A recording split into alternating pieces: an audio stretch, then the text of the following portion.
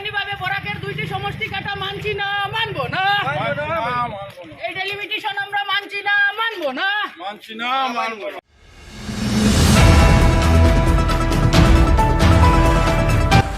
ডিলিমিটেশনের খসড়ার বিরোধিতায় বরাক বন্ধ সফল করতে সোনাইয়ে মাঠে নামলেন কংগ্রেসীরা।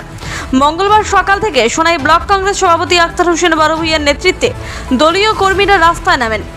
কংগ্রেস কর্মীরা সোনাই সার্কেল কার্যালয় ঘেরাও করে নানা স্লোগান দেন। তবে সোনাই পুলিশ সার্কেল কার্যালয়ের গেটে তাদেরকে আটক করেন। কংগ্রেস কর্মীদের আটক করে থানায় নিয়ে যাওয়া হয়। এ নিয়ে ব্লক কংগ্রেস সভাপতি আক্তার হোসেন বড়ভূঁইয়া ওরফে আক্কা জানান, বরাক বন্ধকে সফল করতে মাঠে নেমেছেন তারা। সোনাইয়ে বন্ধ সফল হয়েছে। এদিকে কংগ্রেস কর্মীরা সোনাইয়ের মাঠে নামলেও দেখা যায়নি এআইইউডিএফ কর্মীদের। Bureau report, daily Barak.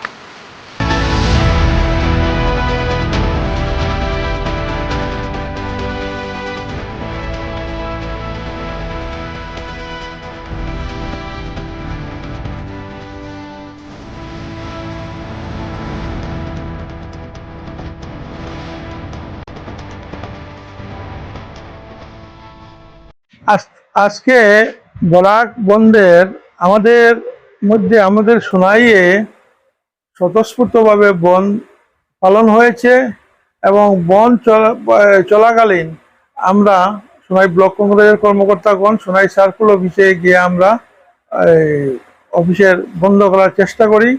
তখন আপনার সোনাই থানার পুলিশ গিয়ে আমাদেরকে জোর জবরদস্তি সেখান থেকে উঠিয়ে নিয়ে আসে।